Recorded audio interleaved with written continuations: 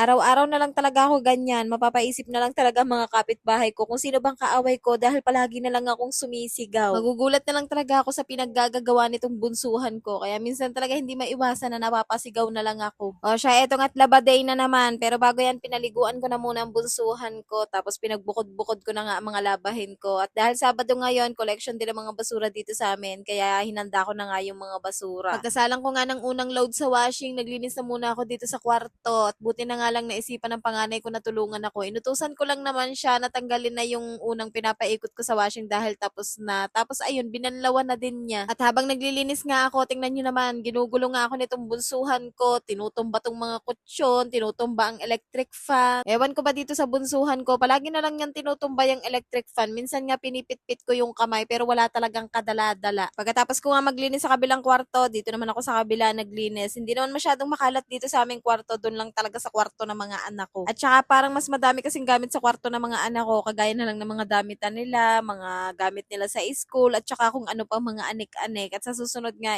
babawasan ko na ulit ang mga gamit sa kwarto nila at ipagtatatapon ko na yung mga hindi pinaggagagamit. At dahil nag-uulan na, syempre malamig na, kaya ito bumili ako nitong comforter. May mas makapal naman ito, pero itong medyo manipis lang yung binili ko dahil ipapatong ko lang naman sa ibabaw ng higaan namin. Pwede nga din tong gawing kumo. Yung mas makapal dito, 2 kg. Etong sa akin, 1.5 kg lang para madali siyang labhan dahil kapag masyadong makapal, nako, napakahirap nung labhan. Tapos ang sarap niya nga ding higaan. Kung malambot yung higaan namin, mas lalo pang lumambot. Tapos eto nga, malapit na talaga ako matapos sa paglilinis dito sa kwarto. Buti na lang talaga tinulungan ako ng panganay ko sa paglalaba. Yun nga lang, nangangatal na ako sa gutom. Kakain na sana ako. Yun pala, hindi pa luto ang kanin dahil hindi niya binaba yung rice cooker. Nakalimutan yata. Pero buti na lang nasa mood pa din ako kahit na gutom na ako. At hindi ko naman siya pinagalitan dahil tinutulungan naman niya ako at naghugas nga din siya ng mga pinggan. May mga nagko-comment nga sa post ko, bakit daw hindi ako tinutulungan ng panganay ko, malaki na. Pero hindi naman kasi lahat ay kailangang i-video dahil sa totoo lang tinutulungan talaga ako niya ng panganay ko. Naaasahan ko din talaga yan dito sa bahay, lalo na sa pagbabantay sa bunso niyang kapatid. Tapos napakahirap pabantayan ng bunsuhan ko dahil sobrang likot talaga. Tapos eto nga, pagkatapos ko maglinis sa mga kwarto, dito naman ako sa sala naglinis. Pinagtatanggal ko na nga ang mga sofa cover para malabhan ko na, at eto nga nagpalit na ako ng bago dahil ang pangit nga kapag walang sofa cover itong sofa namin. Tapos eto nga, may mga banlawin pa din talagang hindi natatapos dahil naligo na muna ang panganay ko. At pagkatapos niya maligo, binanlawan naman niya yung mga kinusot kong puti. Pagkatapos nga namin maglaba at makapagsampay ng mga nilabhan, eto nga binuksan ko na tong parcel, at folding bed nga pala to. Bali gagamitin ko talaga to kapag may bisita dito sa bahay dahil ito namang kwarto ng mga anak ko ay pagagawan ko yan ng double deck, at habang wala pa, dito ko na nga muna inilagay sa kwarto nila.